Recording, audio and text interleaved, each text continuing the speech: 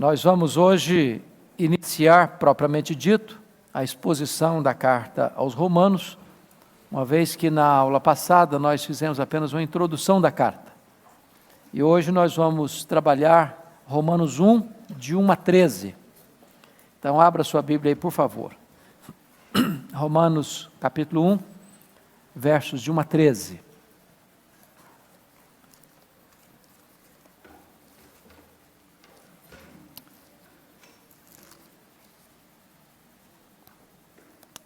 É muito importante recordar, irmãos, o fato de que Paulo escreveu esta carta quando ele estava saindo de Éfeso, a caminho de Jerusalém, e esta é considerada a carta mais robusta que Paulo escreveu, pelo menos a mais densa, no que tange à questão doutrinária.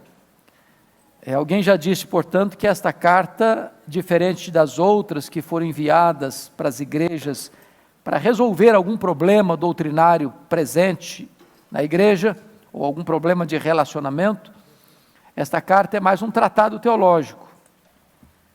E esta carta foi, ao longo dos anos, um instrumento nas mãos de Deus para os mais importantes movimentos da história da igreja. A conversão de Agostinho, o desencadear da reforma do século XVI, o reavivamento da Inglaterra do século XVIII. Então, nos grandes momentos da história da igreja, esta carta esteve presente com o seu conteúdo. Agora nós vamos ler os versos de 1 a 13.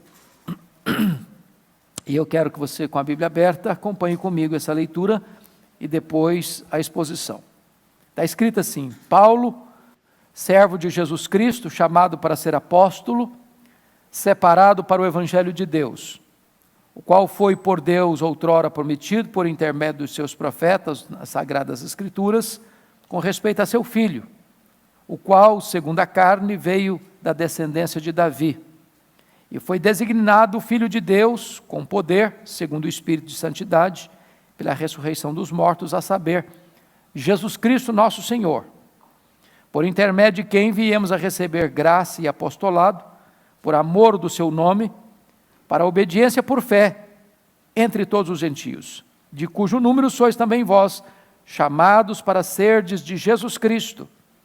A todos os amados de Deus, que estáis em Roma, chamados para serdes santos, graça a vós outros, e paz da parte de Deus nosso Pai e do Senhor Jesus Cristo. Primeiramente dou graças a meu Deus, mediante Jesus Cristo, no tocante a todos vós, porque em todo o mundo é proclamada a vossa fé. Porque Deus, a quem sirvo em meu espírito, no evangelho de seu Filho, é minha testemunha, de como incessantemente faço menção de vós em todas as minhas orações, suplicando que, em algum tempo, pela vontade de Deus, se me ofereça boa ocasião de visitar-vos, porque muito desejo ver-vos, a fim de repartir convosco algum dom espiritual, para que sejais confirmados. Isto é, para que em vossa companhia, reciprocamente, nos confortemos por intermédio da fé mútua, vossa e minha. Porque não quero, irmãos, que ignoreis que, muitas vezes, me propus ir ter convosco, no que tenho sido até agora impedido, para conseguir igualmente entre vós algum fruto, como também entre os outros gentios. Bom, o texto que nós lemos pode ser sintetizado em 3 palavras: o Evangelho, a Igreja e o Apóstolo. Sobre esses 3 temas é que nós vamos tratar na introdução desta carta. Vocês, ao lerem as cartas de Paulo, vão chegar à seguinte conclusão: esta é a mais longa introdução que Paulo faz numa epístola. A mais longa no que concerne ao remetente, mais longa no que concerne aos destinatários e mais longa também lá no final, nas saudações. Então esta carta tem essa peculiaridade. Paulo gasta mais tempo se apresentando, Paulo gasta mais tempo falando da igreja para quem escreve, e Paulo gasta mais tempo também, quando ele está lá no final, fazendo as suas saudações. Já falamos, portanto, que esta carta Paulo escreve para uma igreja que ele não conhecia. Paulo não tinha estado em Roma ainda, era a capital do império. Ele desejava estar lá, orava a Deus para estar lá, fora impedido várias vezes de estar lá. E quando escreve essa carta, ele escreve exatamente para manifestar o desejo de estar em Roma, dividir com aqueles irmãos alguns dons espirituais e ser por esta igreja enviado à Espanha. E eu louvo a Deus, irmãos, pela providência. A providência de Deus é maravilhosa. Porque pense comigo, se Paulo, desde o primeiro momento que desejou ir a Roma, tivesse ido a Roma. Não faz sentido eu visitar o Milton e na casa dele escrever uma carta para ele, se eu estou presente com ele. Mas se eu não posso ir na casa dele e visitá-lo, e eu tenho assunto para tratar com ele, o melhor caminho é escrever uma carta. Hoje tem outros recursos, mas naquela época era carta. Então, porque Paulo foi impedido de ir a Roma, o que é que ele faz? Ele escreve uma carta para a igreja de Roma. E é por isso que nós temos esse precioso legado doutrinário e teológico na Bíblia. Porque Paulo foi impedido de ir. Então ele escreveu. E isso é maravilhoso ver a providência de Deus. Então vamos começar olhando o texto. As marcas do verdadeiro evangelho. Paulo não escreve essa carta para corrigir nenhum problema específico. Paulo escreve essa carta para apresentar nela o evangelho. E aqui eu quero chamar a sua atenção para esta defesa que Paulo faz do evangelho nesse texto introdutório. Primeiro, vamos ver aqui 6 verdades que devem ser destacadas. Em primeiro lugar, o arauto do evangelho. Versículo 1, com a Bíblia aberta aí comigo, vejamos. Paulo, servo de Jesus Cristo, chamado para ser apóstolo, separado para o evangelho de Deus. Primeira coisa que ele faz é apresentar o arauto do evangelho. E aí ele destaca algumas coisas. Primeiro, informação que ele diz é servo de Jesus Cristo. O que era um servo? A palavra servo aqui não é diáconos. A palavra servo aqui não é Rui Pereta. A palavra servo aqui é doulos. E o que era um doulos? No Império Romano, tinha mais de 60 milhões de pessoas. E grande parte dessas pessoas eram escravas. Um escravo era uma espécie de ferramenta viva. Um escravo não era uma pessoa com liberdade. Ele era alguém comprado por uma pessoa, ele era propriedade dessa pessoa, estava integralmente a serviço dessa pessoa. Então, a primeira coisa que Paulo trabalha para nós é que ele era um servo de Jesus Cristo. Ele tinha sido comprado por Jesus Cristo, era propriedade de Jesus Cristo, ele não era dono dele mesmo, ele estava a serviço de Cristo. Esta verdade não era apenas verdade para Paulo, é verdade para você e para mim. Nós somos servos de Cristo. Agora preste atenção em outra coisa. Ele com isso, ele já abre esta carta, não se exaltando, mas o quê? Se humilhando. Ele não começa no pináculo, ele começa no vale. Ele não começa se enaltecendo, ele começa enaltecendo Jesus Cristo e humilhando-se a si mesmo. Porém, esta palavra servo na Bíblia é mais do que apenas um gesto de humildade, é também de honra. Porque se você ler na Bíblia, os reis, os profetas, eram chamados de quê? De servos de Deus. Então, servo de Deus é um termo também honroso, que os grandes homens do passado usaram. E foram descritos assim: Davi, servo de Deus. Os profetas, servos de Deus. Então não é um termo de desonra, é um termo de honra, ao mesmo tempo revestido de humildade. Segunda coisa que ele diz, que ele foi o que mais? Versículo 1, chamado para ser o quê? Apóstolo. Então veja bem que não tem apóstolo que não tenha sido chamado. Ninguém se auto-intitula apóstolo. Ninguém se apresenta a si mesmo e diz, eu me considero e me constituo a mim mesmo apóstolo. Segunda coisa, não tem apóstolo chamado pela igreja. Apóstolo é alguém chamado especificamente por Jesus. Terceiro, não tem mais apóstolos hoje.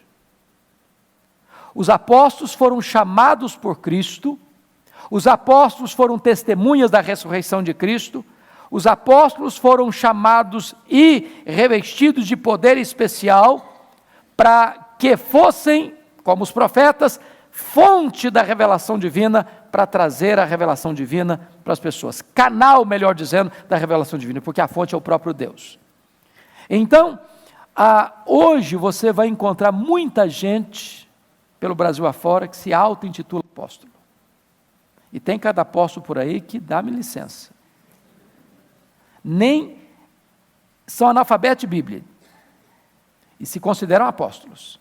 Se auto-intitulam apóstolos. Ou são nomeados apóstolos. E outros, até mesmo não satisfeitos com esse título, já põem a si mesmos títulos superiores, como pai apóstolo, apóstolo dos outros apóstolos. E não satisfeitos também com esse título, tem outros que já são chamados de patriarcas hoje, porque apóstolo é pequeno demais para eles. Daqui a pouco nós vamos ter alguma coisa superior a isso, né? Talvez arcanjos e por aí afora.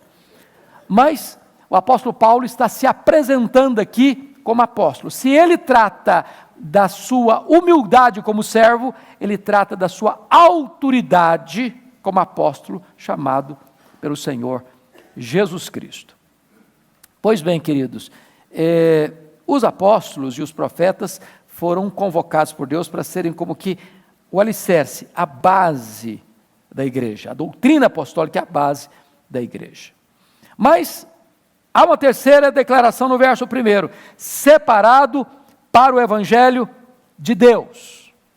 Separado como? Quem separou? Quem pode abrir a Bíblia aí comigo em Gálatas 1, versículo 15. Olha o que ele diz lá. Gálatas 1,15. Olha o que Paulo diz aí. Ele diz assim, quando, porém, ao que me separou antes de eu nascer e me chamou pela sua graça, aprove revelar Jesus Cristo em mim. Então ele foi chamado quando? Antes de nascer. E se você recuar um pouco mais, foi chamado na eternidade, porque os decretos de Deus são eternos. Deus não trabalha com improviso. Deus não usa rascunho nos seus planos. Os planos de Deus são eternos, são perfeitos e não podem ser frustrados. Então note isso, que Deus o havia separado para o Evangelho. Agora, se ele foi chamado, olha que coisa interessante, se ele foi separado antes de nascer, você podia pensar, bom, então desde nascimento assim, ele já nasceu crentinho, bonitinho, assim, bem piedosozinho. Foi isso que aconteceu com ele? Não, ele foi um monstro. Ele foi um assassino. Foi um serial killer. Está escrito isso na Bíblia.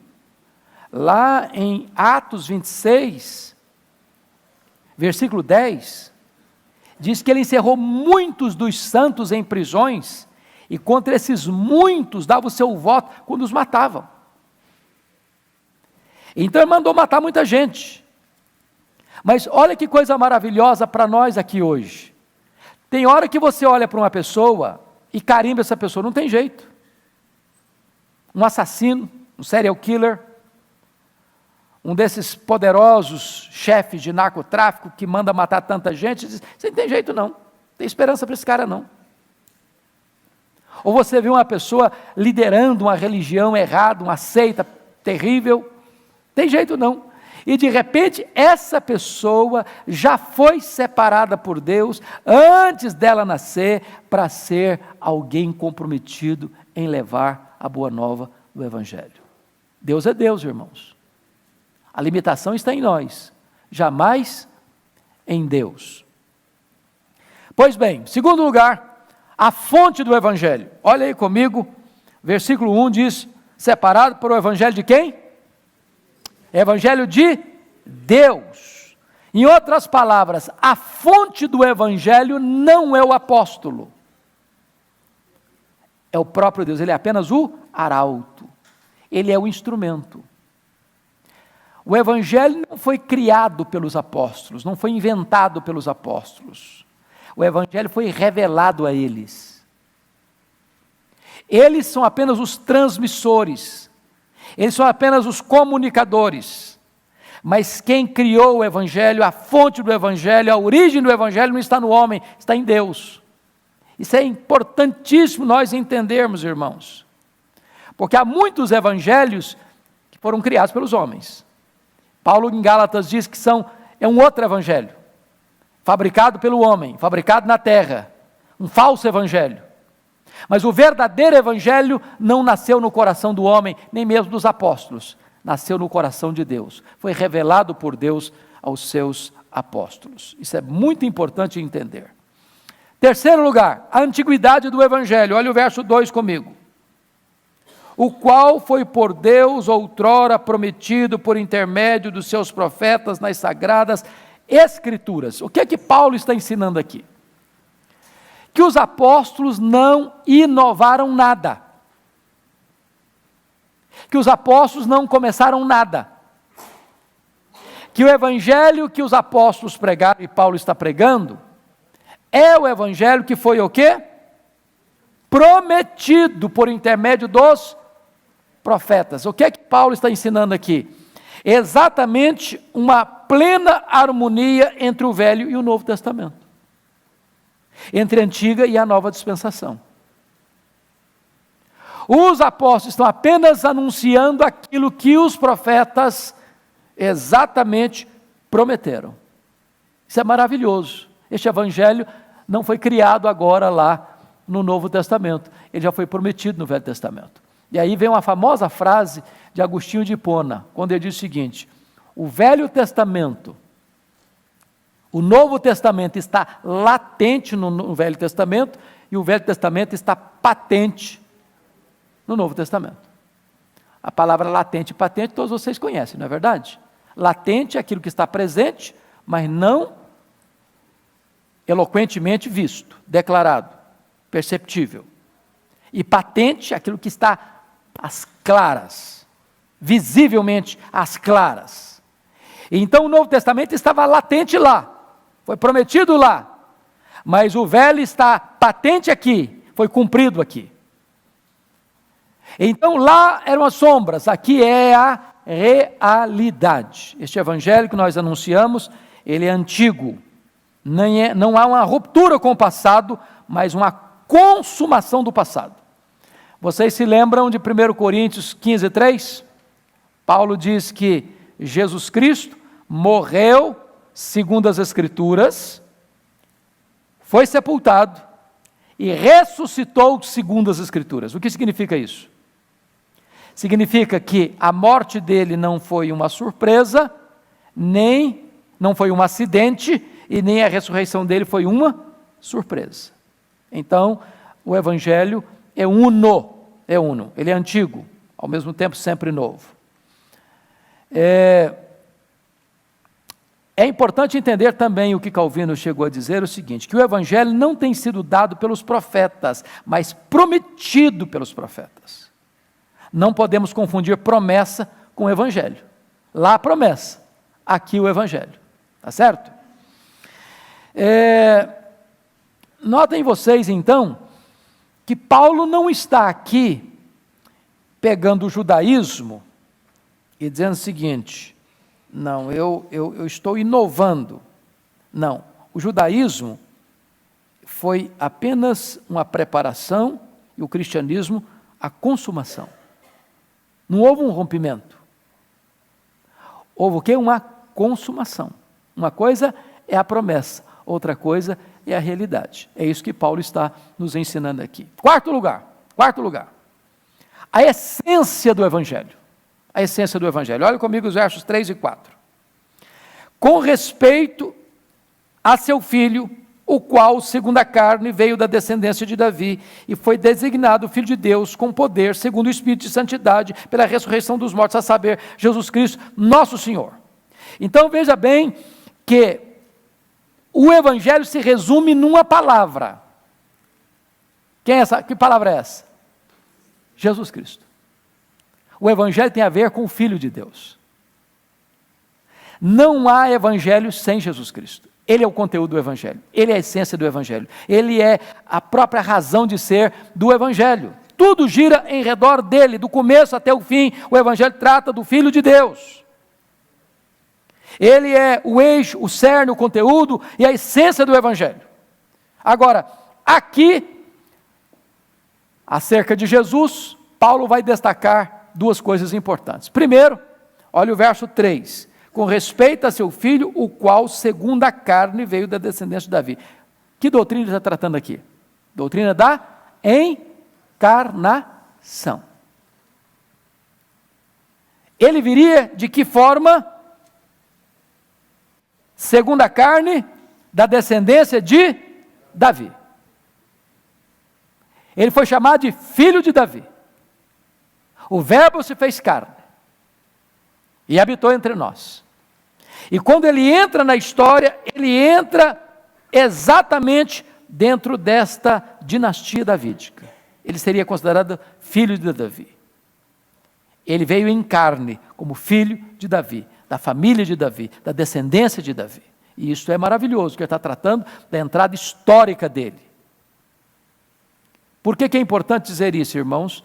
Porque quando Paulo escreve isso, essa verdade não era tão óbvia para eles quanto é para nós, por causa da influência grega, que não acreditava na possibilidade de alguém ser Deus e homem ao mesmo tempo, porque eles não acreditavam que a matéria pudesse ser vazada pela santidade. Eles achavam que a matéria era má. Se a matéria era má e Jesus teve um corpo físico, material, tangível, então não podia ser bom. Se não podia ser bom, então não podia ser Deus. Então essa doutrina era negada no primeiro século. Mas aqui Paulo reafirma isso. Ele veio em carne e ele nasceu como um homem verdadeiro, como um homem real. O corpo dele não era uma emanação, não, como pensavam os docéticos. Era um corpo real. Ele disse, mesmo depois de ressuscitar Tomé, bota aqui a tua mão. Um corpo real. Né? Mas agora ele vai falar de uma segunda verdade no verso 4. Primeiro ele falou da encarnação. Mas olha o verso 4 comigo. E foi designado Filho de Deus com poder, segundo o Espírito de santidade, pela quê? Ressurreição dos mortos. Essa era a segunda doutrina negada pelos gnósticos. Porque o que os gregos pensavam? Eles acreditavam na imortalidade da alma, mas eles não acreditavam na ressurreição do corpo. Por que eles não acreditavam na ressurreição do corpo? Porque para eles a morte libertava a alma, que é imaterial, do corpo que é material. O corpo é mau, a alma é boa. Então, para a cabeça de um grego, pensar que alguém ressuscitaria e a alma voltaria para um corpo físico, era uma loucura. Porque para eles a matéria é má e o corpo então é mau. Portanto, não faria sentido pensar em ressurreição. Eles negavam a ressurreição. E aqui Paulo reafirma essa doutrina. Ele se encarnou e ele fez o quê? Ressuscitou. Ele morreu e ele ressuscitou. Então, prestem bem atenção nesse aspecto, irmãos. Não há evangelho sem encarnação e sem ressurreição. É por isso que João, nas suas duas epístolas, diz que aquele que nega que Jesus Cristo veio em carne é o anticristo.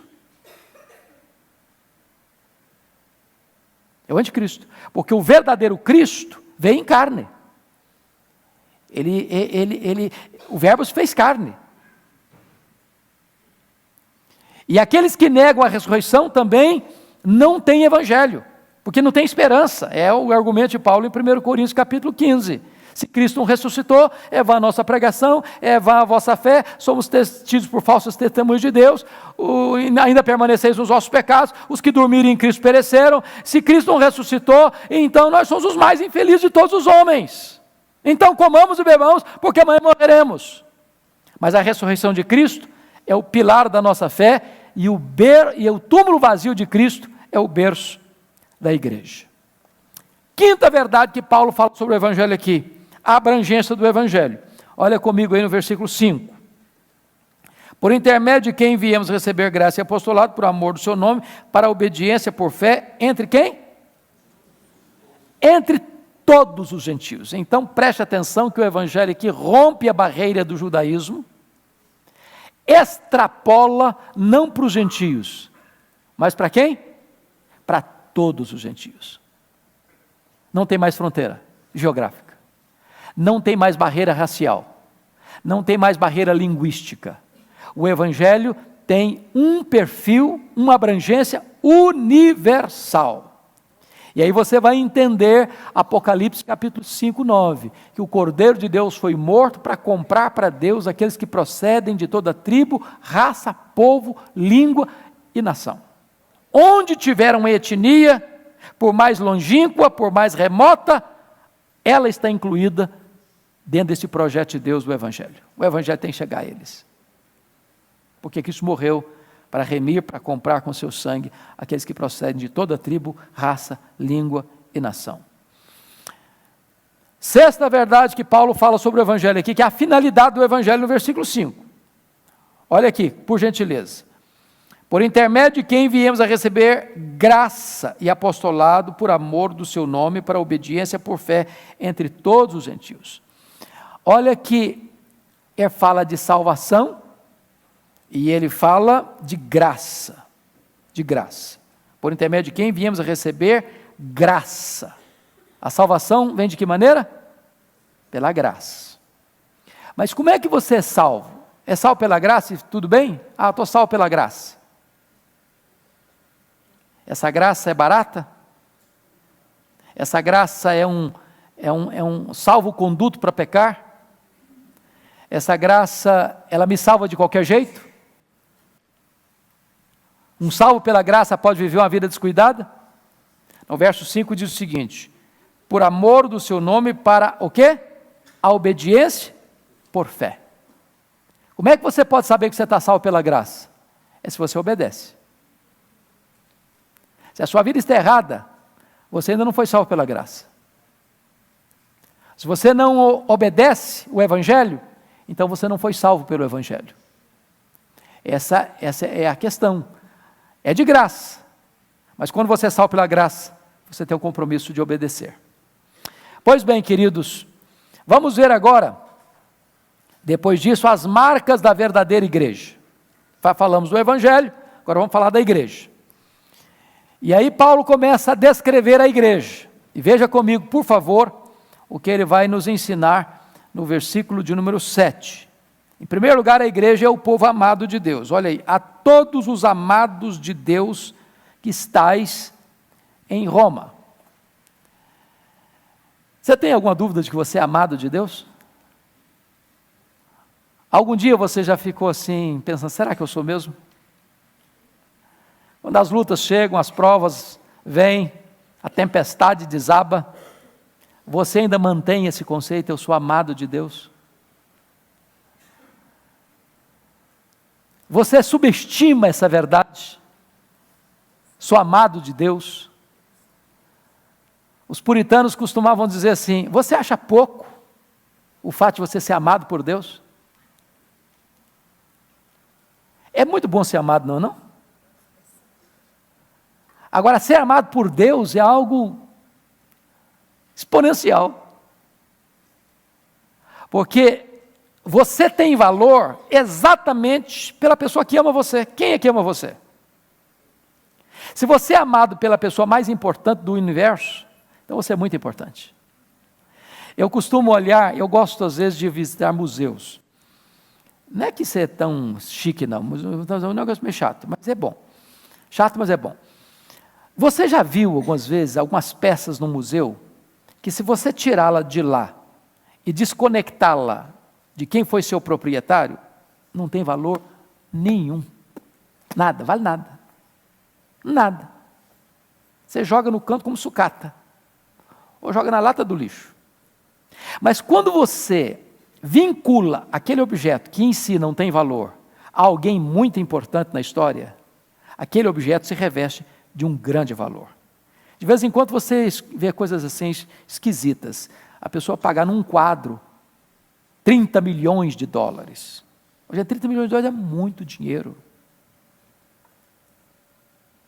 Mas por que vale 30 milhões de dólares? Porque quem pintou aquele quadro era o fulano de tal. Quem era o proprietário daquele quadro era o fulano de tal. Então passa a ter valor. Por que você tem valor? Não é porque intrinsecamente você é o tal, não. Você, às vezes, é uma peça de museu, que se tirar desse contexto, você não está com nada. Mas porque você é amado por Deus, você é propriedade de Deus, você é a menina dos olhos de Deus, você tem um valor infinito. Infinito. Louvado seja Deus. Isso, irmãos, cura nosso problema de autoestima. Isso cura complexo de inferioridade. Isso dá significado à vida. A igreja é conhecido como o povo amado por Deus. Nunca duvide disso. Nunca esqueça disso. Segunda coisa que Paulo diz, a igreja é mais o quê? Versículo 6. Confira comigo aí o que é a igreja. De cujo número sois também vós o quê?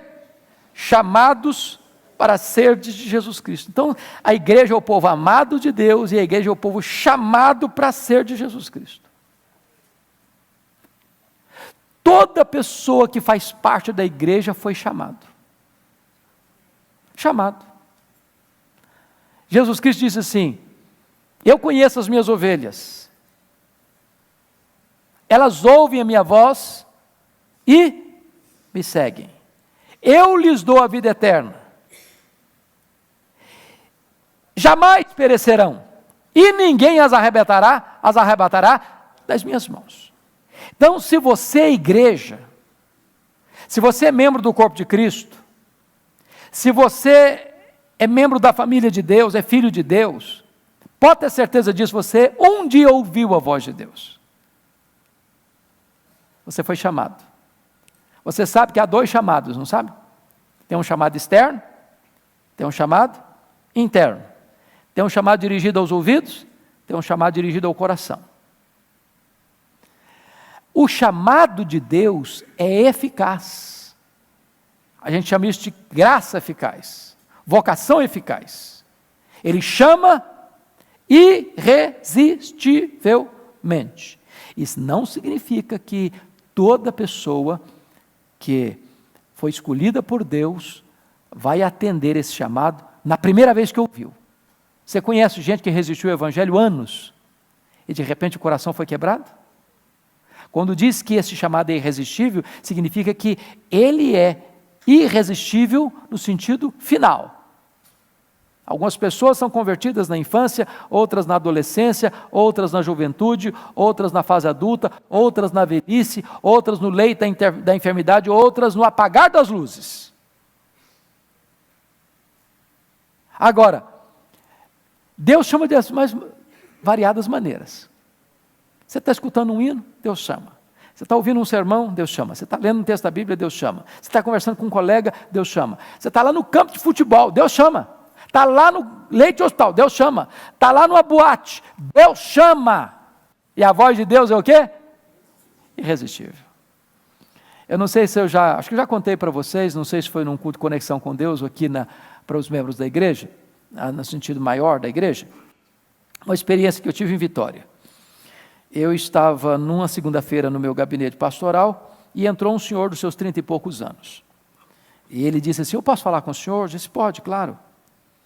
Eu perguntei: como é que você se chama? Ele me disse assim: eu me chamo Ricardo.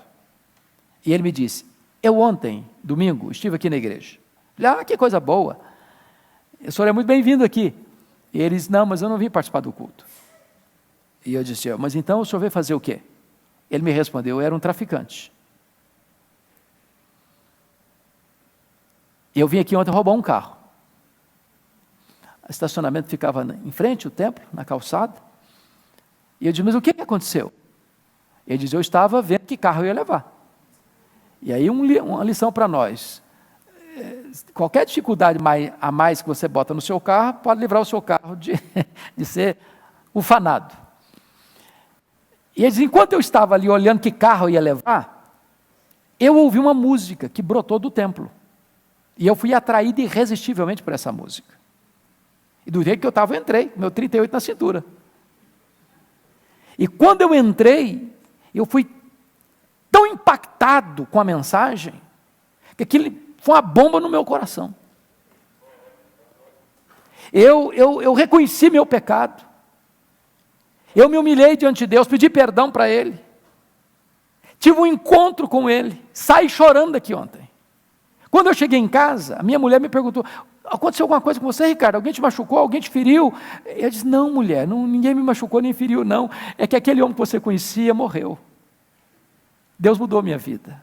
Deus me libertou, Deus me salvou. Eu sou um novo homem hoje. Deus chama. O cara pode estar com 38 na cintura, pode estar indo roubar um carro. Ele pode ser igual o Saulo de Tarso, respirando ameaças e morte como uma fera selvagem para prender os crentes. E Deus chama. Então, se você é igreja, você foi chamado. Louvado seja Deus. Você é amado, e a despeito de ser amado, você é chamado. Não é o que Paulo diz lá em Romanos ainda? É o seguinte: aos que Deus predestinou, a esse Deus também chamou. Então, terceiro lugar, o que é a igreja? A igreja é o povo chamado, mas chamado para alguma coisa a mais. Chamado para alguma coisa a mais. Confira aí comigo, versículo 7.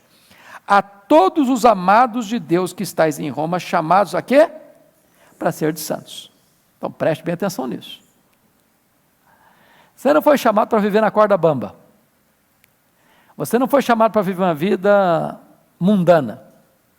Você não foi chamado para viver de acordo com a sua cabeça, para fazer o que você quer, para fazer o que der na telha. Você foi chamado para quê? Para ser santo. Esse é um dos grandes dificuldades que algumas pessoas têm com a doutrina da eleição. Porque as pessoas hoje se gabam, algumas pessoas se gabam de ser eleitas e acham que estão seguras. Acham que estão protegidas. Eu sou um eleito de Deus. Ok, glória a Deus, você é um eleito de Deus. Qual a evidência? Qual a prova? Como é que você sabe que você é um eleito de Deus? Qual a evidência que você dá para ser um eleito de Deus? E quando você vai para a Escritura, você vai notar que Deus nos predestinou antes da fundação do mundo para quê? Para sermos santos e irrepreensíveis.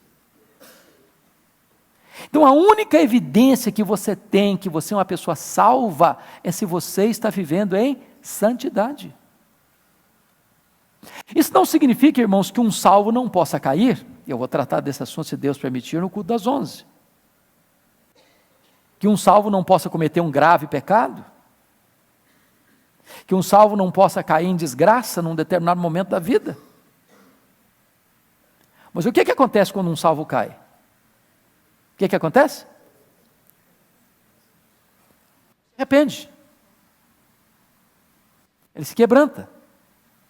Ele não tem prazer no pecado. Ele volta. Ele confessa. Ele abandona. E ele volta de novo à comunhão com Deus, com os irmãos. Por quê? Porque se ele é igreja, ele foi amado, mas ele foi chamado para quê? Para ser santo. Para ser santo. Então, vamos um pouquinho mais.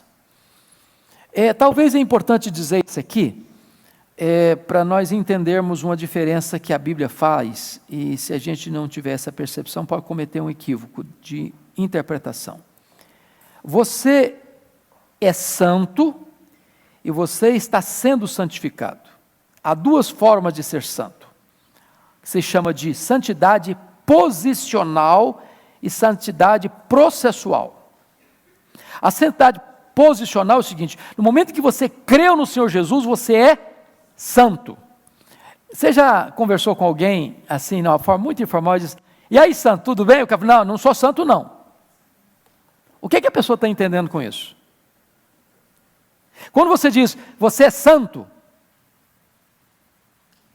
você está dizendo, você é um santo, posicionalmente você é santo, você foi separado por Deus.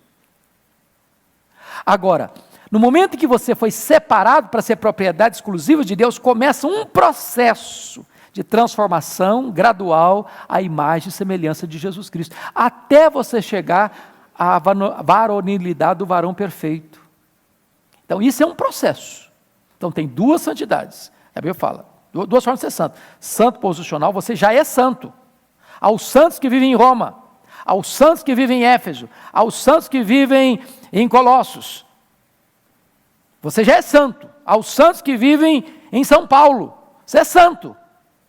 Agora, você está num processo de santificação até a glorificação. Quarto lugar, a igreja é o povo que recebe graça e paz. Olha o versículo 7 comigo. A todos os amados que estáis em Roma, chamados para ser de santos, graça a vós outros e paz da parte de Deus, nosso Pai, e do Senhor Jesus Cristo. Então vamos entender isso aqui. Vamos entender isso aqui.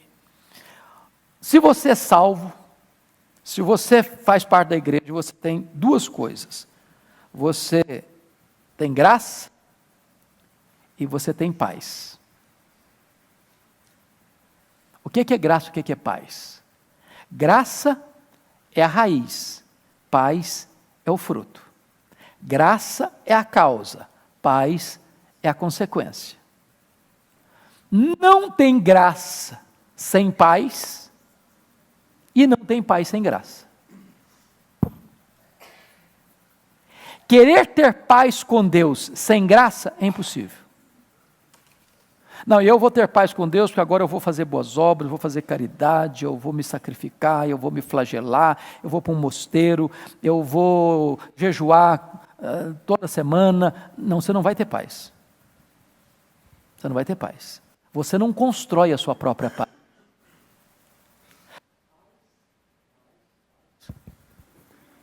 Som. Paz é resultado da graça. É quando você é reconciliado com Deus, é que você tem paz de Deus. Não é isso que Paulo diz em Romanos 5:1? Justificados, pois, mediante a fé, temos paz com Deus, por intermédio de nosso Senhor Jesus Cristo, pelo qual temos acesso a esta graça, na qual estamos firmes, e gloriamo-nos na esperança da glória de Deus. Em outras palavras, em relação ao passado, você tem paz, no momento que você creu. Em relação ao presente, você tem acesso à graça. Em relação ao futuro, você tem esperança da glória. Paz no passado, graça no presente, glória no futuro. Pois bem, amados, dito isto, nós precisamos agora pensar numa coisa importante.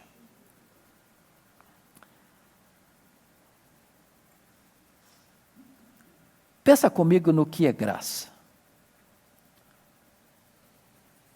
Imagine que um réu comparecesse perante um juiz.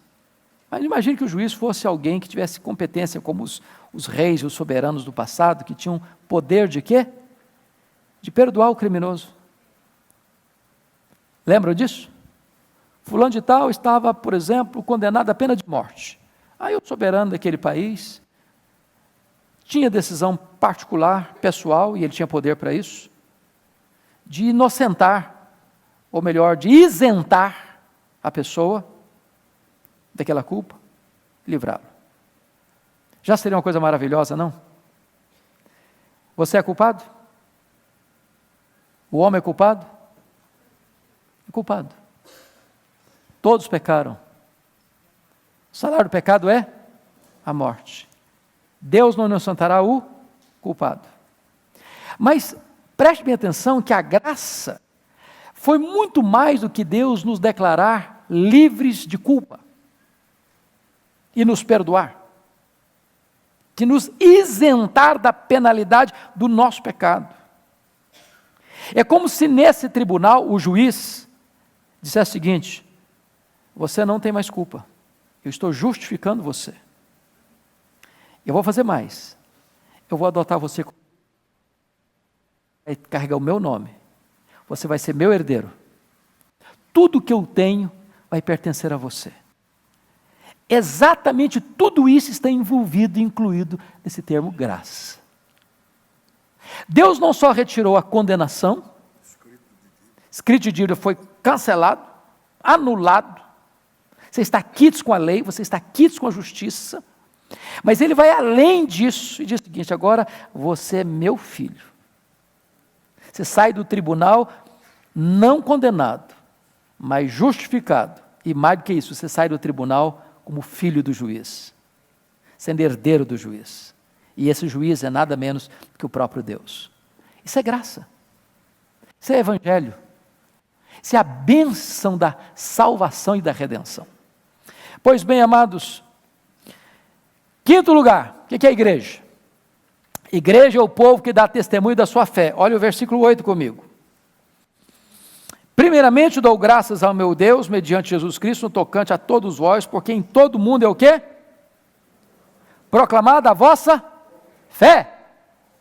Então preste bem atenção nisso, irmãos, que é uma corrente, que não pode ser interrompida.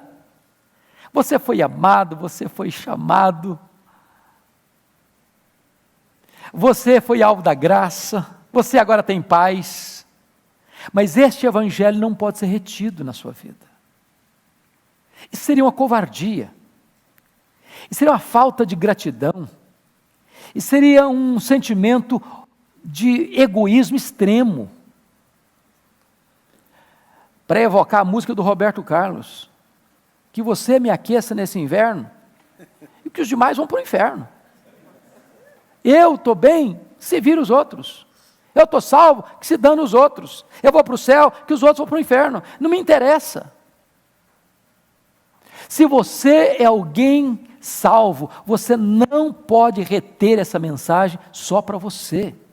A igreja de Roma, ela proclamou a fé. Agora, talvez Paulo esteja até usando uma linguagem de exagero, porque a fé dos crentes de Roma foi proclamada onde mesmo? Olha o versículo 8. Em que lugar que foi proclamado? Onde? Em todo o mundo. Então preste atenção que a igreja não evangeliza só o seu bairro, só a sua cidade, só o seu estado, só o seu país. A igreja também reverbera essa mensagem para além fronteira, para o mundo inteiro. É por isso que Jesus Cristo foi muito específico na grande comissão em Atos 1:8. Quem pode repetir comigo Atos 1:8? Mas, vamos juntos? Mas recebereis poder ao descer sobre vós o Espírito Santo, e sereis minhas testemunhas, tanto em Jerusalém, como em toda a Judéia e Samaria, e até os confins da terra. Então vamos fazer a seguinte leitura: e sereis minhas testemunhas primeiro em Jerusalém, depois na Judéia, depois em Samaria, depois no confim da terra. Foi assim que ele ensinou? Não. Tanto aqui quanto lá, concomitantemente, ao mesmo tempo. Ao mesmo tempo. Pois bem, dito isto, vamos agora olhar o apóstolo. Olhamos o evangelho, olhamos a igreja. Terceiro lugar, vamos ver as marcas do apóstolo verdadeiro. Tá? Paulo então começa aqui falando um pouco de si mesmo, e ele destaca 4 verdades aqui que eu gostaria de frisar. Primeiro, Paulo dá graças pela igreja. Olha o versículo 8. Primeiramente dou graças ao meu Deus, mediante Jesus Cristo, no tocante a vós outros, porque em todo o mundo é proclamada a vossa fé.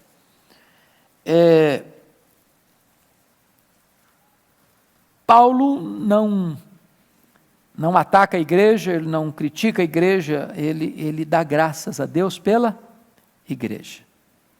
A pergunta que eu faço é o seguinte: nós temos dado graças a Deus pela igreja?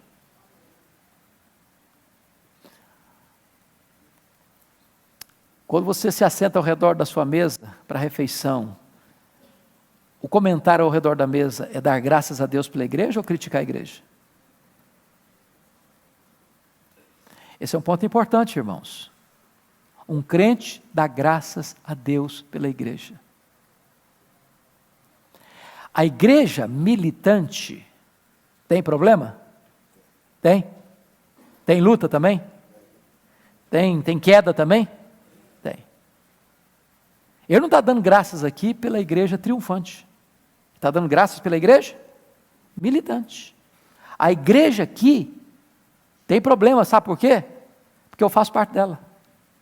Porque você faz parte dela. Então qual é o problema da igreja? Somos nós. Qual é a fraqueza da igreja? Somos nós.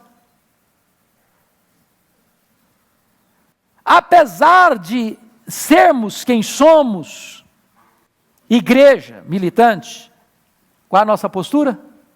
Dar graças a Deus por ela. Então eu gostaria de sugerir a você, pare de criticar a igreja, pare de falar mal da igreja, pare de falar mal dos líderes da sua igreja, pare de falar mal das famílias da sua igreja, comece a dar graças, comece a dar graças.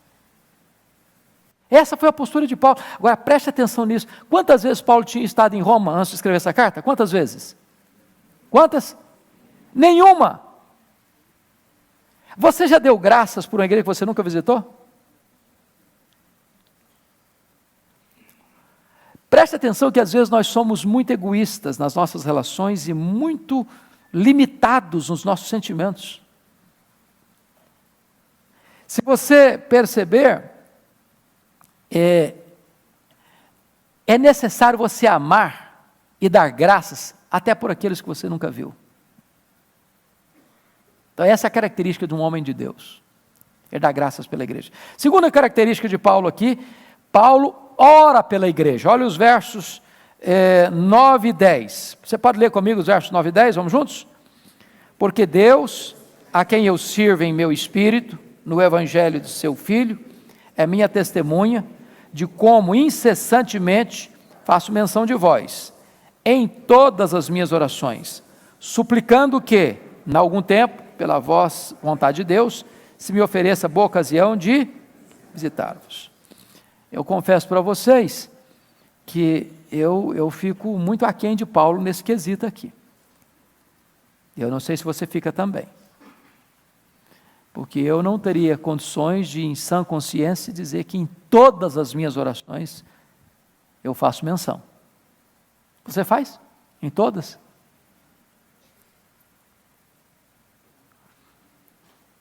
A nossa vida de oração é pobre. A nossa vida de oração é limitada, quando passado por esse crivo de testemunho de Paulo aqui. Porque ele diz com clareza que ele está fazendo o quê? Como incessantemente. Então não é hoje, daqui a uma semana, daqui a outro mês, incessantemente. O que é uma coisa incessante? Não para, não cessa. Faço menção de vós. Então dá a impressão, e se você ler lá no capítulo 16, ele cita vários nomes, um por um. Menção de vós. Em quantas orações? Em todas as minhas orações. Sabe o que me impressiona? É que Paulo era o maior teólogo da igreja, com certeza. Paulo era um camarada que Deus deu para ele uma capacidade diferenciada dos outros apóstolos. E não estou eu que estou falando isso não. Sabe quem está falando isso? O irmão Pedro, apóstolo Pedro. Quer dar uma olhadinha nisso? Olha lá comigo, 2 de Pedro, capítulo 3. 2 de Pedro, capítulo 3. Versículo 15 e 16. Olha o que Pedro vai falar sobre o seu colega Paulo. Ele diz assim: e tende por salvação, todos estão comigo? Então vamos juntos, todos juntos. E tende por salvação a longanimidade de nosso Senhor, como igualmente o nosso amado irmão Paulo os escreveu, segundo a sabedoria que lhe foi dada.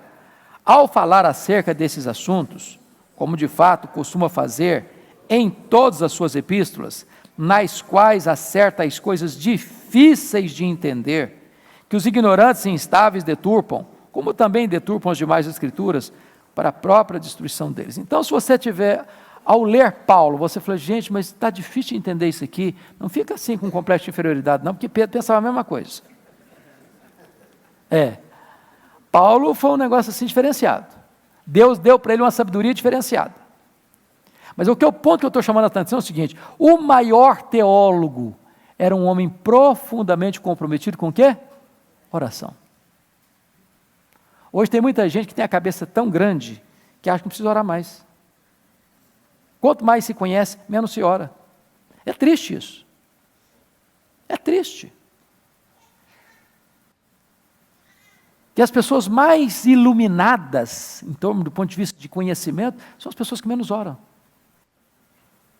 Paulo é alguém que ora incessantemente.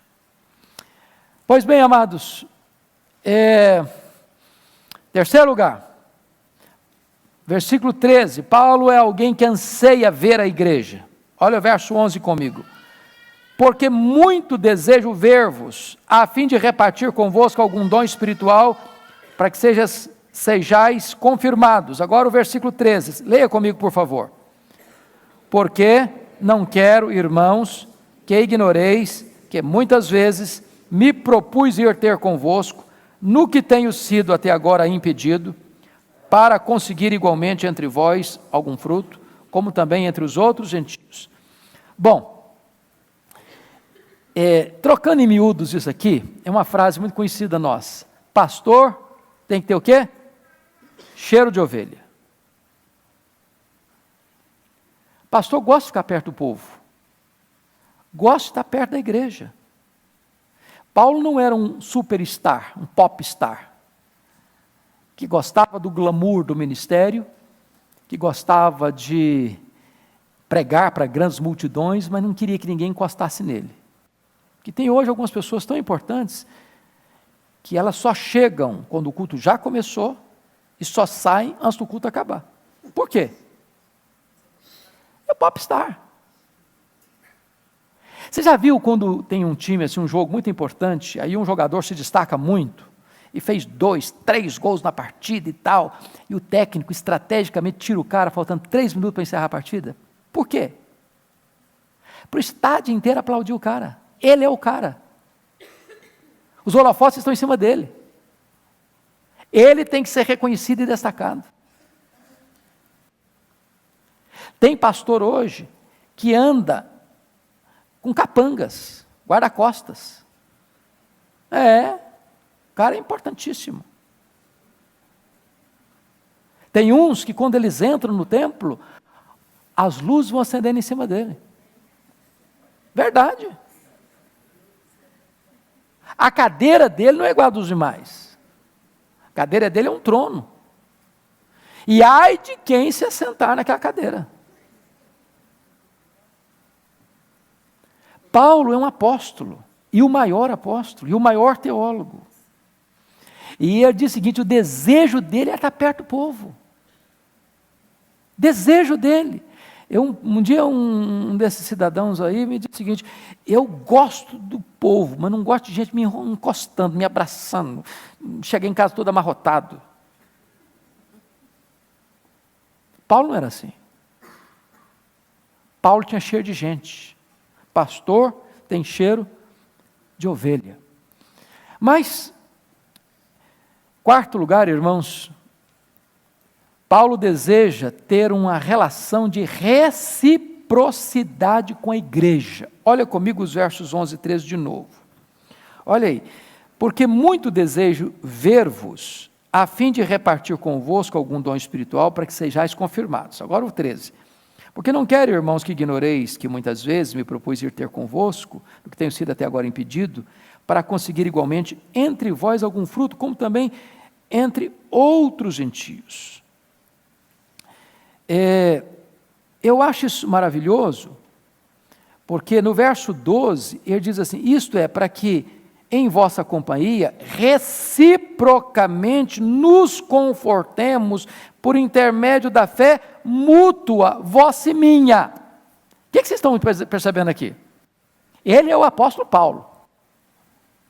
Aquele irmão que Pedro disse, olha, Deus deu para ele uma sabedoria especial.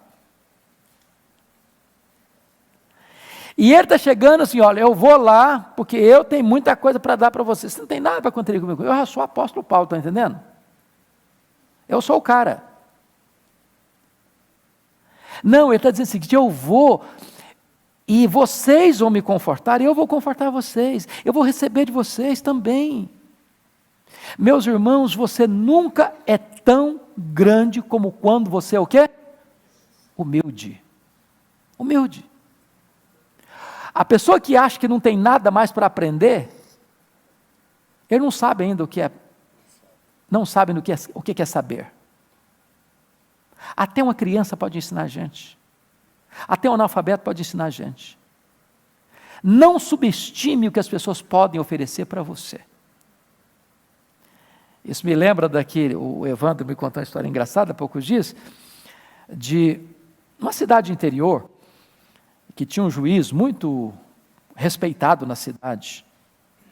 E um dia, esse juiz foi à igreja. O pastor ficou sabendo com antecedência que ele ia, o pastor preparou aquele sermão, sabe assim, encomendado, cheio de filosofia, rebuscado, bonito, citou um monte de gente importante da história, fez aquele negócio assim, uma peça oratória. E aí, senta do lado do juiz um irmãozinho analfabeto. E o irmãozinho, lá pelas tantas, olha para o camarada e começa a falar com ele firme. De repente, esse juiz se quebranta, começa a chorar. Aí o pastor ficou todo empolgado, falou, já pensou, o cara gostou do meu sermão mesmo, impactou o cara, quebrantou o homem. Aí o pastor, querendo um pouco de louros, né, de reconhecimento do seu magnífico sermão, disse, e aí meu irmão, estou sabendo, vi o senhor chorando, que coisa linda, maravilhosa, Deus está maravilhoso. O que é na verdade que mexeu com o seu coração? Aí o juiz disse, pastor, nada do que o senhor falou, nada. Nada. O senhor falou, não falou nada comigo. Mas aquele irmãozinho lá, o senhor viu? Não leva em conta, não, tadinho, ele é analfabeto, esquece. Pois é, foi aquele irmãozinho que botou o dedo no meu nariz e disse, se o senhor não se arrepender, o senhor vai para o inferno.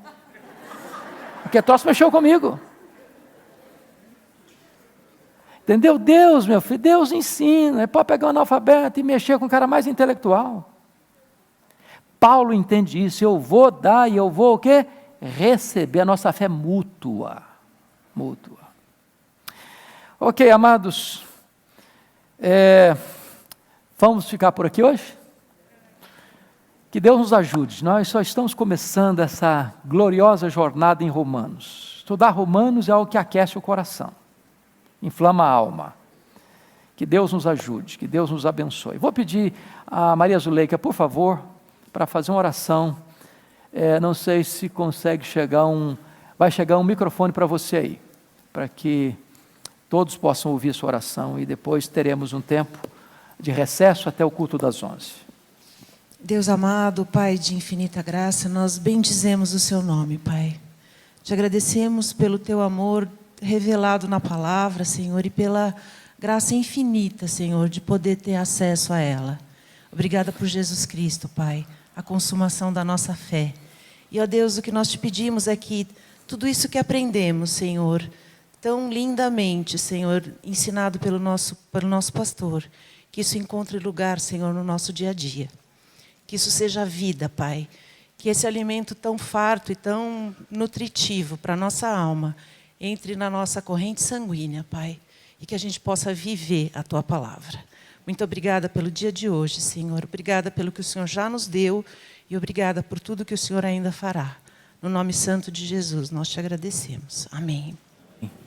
Deus abençoe, queridos. Até daqui a pouquinho, às 11, quando teremos o culto, com a graça de Deus.